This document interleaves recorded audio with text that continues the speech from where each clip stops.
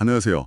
오늘은 논선평화교회 유튜브 채널 자료를 좀 깊이 들여다볼까 합니다. 2025년 5월 11일 어버이 주일 설교 기록인데요. 제목이 성경이 말하는 자녀를 양육하는 6가지 방법이더라고요. 주로 이제 잠언 말씀을 가지고 자녀 교육의 지혜를 이야기하는 내용입니다. 설교자분의 개인적인 경험이나 해석 같은 것들이 담겨 있어서요. 자녀 양육에 대해 좀 특정 종교적인 관점에서 인사이트를 얻고 싶거나 아니면 자신의 경험을 돌아보고 싶은 분들께는 꽤 흥미로울 것 같아요. 설교자는 특히 그 잠언을 자녀 교육의 핵심 지침서처럼 생각하시더라고요. 왜 잠언일까요? 네, 그 점을 설교자가 좀 강조하는데요. 잠언이 전체 31장에 915절 정도 되는데 이걸 주제별로 분석해 보니까 하나님 경외, 그러니까 하나님을 깊이 존경하고 그 뜻대로 살려는 태도, 이게 가장 큰 주제고요. 그 다음으로 많이 나오는 게 바로 자녀 교육 방법이라는 거예요. 한 30번 이상 언급될 정도로요. 그래서 단순히 어떤 종교적 교리 이걸 넘어서 실제 우리 삶에 필요한 지혜가 담겨 있다고 보는 거죠. 그래서 자녀 교육의 지침으로 삼는다는 설명입니다. 아, 그렇군요. 하나님 경외라는 큰 틀 아래에서 구체적인 자녀 교육법을 이제 제시하는 방식이네요. 그럼 그 첫 번째 방법부터 한번 자세히 들여다볼까요? 들음에서 시작하라 이렇게 나오던데요. 맞아요. 잠언 1장 8절 내 아들아 내 아비의 훈계를 들으며 내 어미의 법을 떠나지 말라. 이 구절을 이제 근거로 들어요. 근데 여기서 중요한 건 그냥 귀로 흘려듣는 게 아니라는 거죠. 마음으로 받아들이고 정말 새겨듣는 것. 경청을 의미한다고 강조합니다. 더 나아가서는 잠언 19장 27절을 통해서요. 그 하나님을 떠나게 만드는 잘못된 가르침 있잖아요. 그런 건 또 듣지 말아야 한다. 이렇게까지 이야기해요. 그러니까 뭘 제대로 듣느냐가 지혜의 시작이라는 거죠. 아, 단순히 부모님 말씀 잘 들어라 이 차원이 아니라 뭘 듣고 뭘 걸러야 할지 그 분별력까지 포함하는 거네요. 그런데 부모 입장에서 아이가 정말 마음을 다해서 듣게 하려면 어떻게 해야 할까요? 그게 참 어려운데. 바로 그 부분이 중요해요. 설교자는 결국 부모의 삶이 그 말에 무게를 만든다고 보거든요. 부모가 먼저 본을 보이지 않으면 아무리 좋은 말이라도 아이들한테는 그냥 잔소리로 들릴 수 있다는 거죠. 네네. 이 점은 나중에 나올 6번째 원칙, 삶으로 본을 보이라는 것과도 딱 연결이 됩니다. 듣는 것에서 한 발 더 나아가서 두 번째 원칙은 들은 걸 지키고 따르게 하는 것이군요. 이건 어떤 내용인가요? 네. 잠언 1장 10절하고 15절을 예로 들면서요. 그 악한 유혹에 넘어가지 말고 또 해로운 길로는 아예 가지 않도록 가야 할 길이랑 가지 말아야 할 길, 이걸 분별하도록 가르쳐야 한다고 말합니다. 여기서 좀 흥미로운 해석이 나오는데요. 네. 어떤 거죠? 우리가 말씀을 지키는 것 같지만 사실은 그 말씀이 우리를 지켜준다는 관점이에요. 아, 그 부분 저도 인상 깊었어요. 그러니까 말씀을 따르려고 노력하는 그 자체가 오히려 우리를 보호해준다 이런 의미인가요? 네, 맞습니다. 그런 믿음이 담겨 있는 거죠. 말씀을 지키려는 그 행위 자체가 우리를 잘못된 길에서 이렇게 딱 붙잡아주고 넘어지지 않게 한다는 거예요. 그래서 자녀가 스스로 말씀을 지키는 삶을 살 수 있도록 부모가 기도하는 게 참 중요하다고 강조합니다. 듣고 지키고. 자, 그 다음 단계는 뭘까요? 약간 좀 어려울 수도 있는 주제 같은데 징계입니다. 훈육이나 징계. 이거 부모님들 진짜 어려워하는 부분이잖아요. 설교자는 이걸 어떻게 풀어나가나요? 일단 많은 부모님들이 자기 감정이나 기분 따라서 징계하는 경우가 많다, 이런 오류를 먼저 지적해요. 그러면서 에베소서 6장 4절 말씀, 자녀를 노엽게 하지 말고 오직 주의 교양과 훈계로 양육하라, 이걸 기준으로 제시하죠. 네, 그러니까 징계의 목적이 부모 감정 푸는 게 아니고요.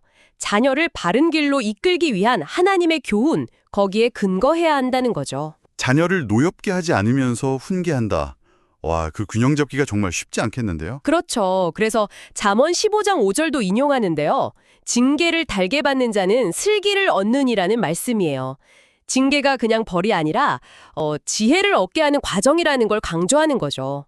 물론 그 방식이나 태도가 굉장히 중요하겠지만요. 네 번째 원칙으로 넘어가 보죠. 실제적인 교훈을 따르게 하라. 이건 어떤 의미로 봐야 할까요? 어디까지 가르치는 게 간섭이 아닐까 좀 고민될 수도 있을 것 같은데요. 설교자는 잠언이 생각보다 훨씬 더 구체적인 삶의 지침들을 준다고 말해요. 예를 들면 잠언 6장 1절 2절을 통해서 다른 사람 위해서 함부로 보증 서지 말라.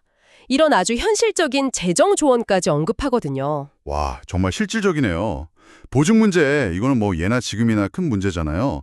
또 다른 예시 같은 것도 있었나요? 네, 뭐 건강을 위해서 좋은 거 먹어라. 잠언 24장 13절에 꿀 이야기가 나와요. 아니면 좀 부정적이거나 반항적인 사람들하고는 어울리지 마라. 잠언 24장 21절.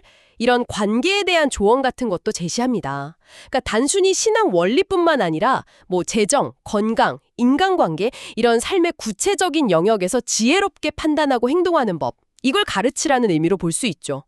추상적인 구호가 아니라 정말 삶의 기술을 가르쳐라 이런 느낌이에요. 자녀의 삶 거의 전반에 걸쳐서 필요한 실용적인 지혜를 다루는 거네요. 다섯 번째 원칙은 제목만 들어도 약간 좀 마음이 뭉클해지는데 눈물로 기도하라입니다. 네, 시편 126편 5절 6절 말씀이죠. 눈물을 흘리며 씨를 뿌리는 자는 기쁨으로 거두리로다. 이 말씀을 인용하면서 자녀를 위해서 울면서 씨를 뿌리는 기도가 정말 중요하다고 역설합니다. 설교자가 이 부분을 여러 번 강조하시더라고요. 그만큼 좀 절실하게 느끼시는 가치인 것 같아요. 부모만이 자녀를 위해서 할 수 있는 가장 강력한 어떤 사랑의 표현, 또 영적인 투자, 이렇게 보는 거죠.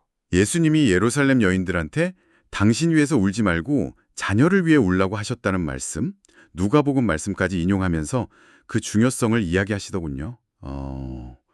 부모 말고는 누가 그렇게까지 간절히 기도해 주겠냐? 이 말이 참 와닿더라고요. 네, 맞아요. 이 설교에서는 부모의 그 눈물의 기도가 자녀가 앞으로 살아갈 그 험난한 세상에서 가장 큰 축복이고 보호막이 될 수 있다. 이런 믿음이 아주 강하게 나타나요. 그냥 뭐 잘 되게 해주세요. 이런 기원을 넘어서 자녀의 영혼을 위한 부모의 깊은 고뇌, 사랑의 표현 이렇게 그려지고 있는 거죠. 자, 이제 마지막 여섯 번째 원칙입니다. 앞에서도 잠깐 나왔었는데 바로 삶으로 본을 보이는 것이죠. 어떻게 보면 이게 가장 어렵고도 또 가장 근본적인 원칙 같기도 해요. 그렇죠. 설교자는 이 원칙이 자녀 나이나 뭐 상황 이런 거 관계없이 심지어 자녀가 다 커서 독립했더라도 물론 독립된 인격체로 존중해야 한다는 전제는 깔고요. 여전히 중요하다고 말합니다. 결국 부모가 먼저 말씀대로 살아내는 그 모습 자체가 가장 강력한 교육이라는 거죠. 그 예시로 롯의 이야기가 나왔었죠.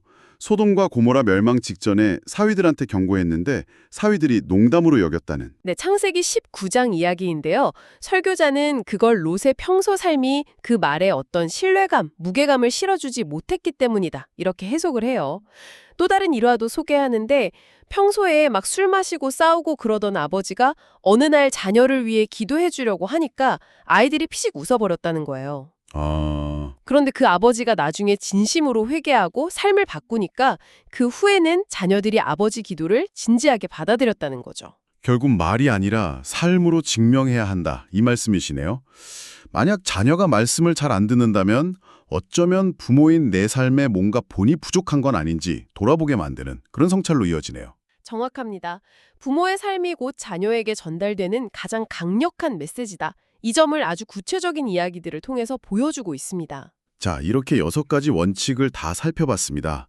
듣기, 지키고 따르기, 올바른 징계, 실제적인 교훈, 눈물의 기도, 그리고 마지막으로 삶의 모범.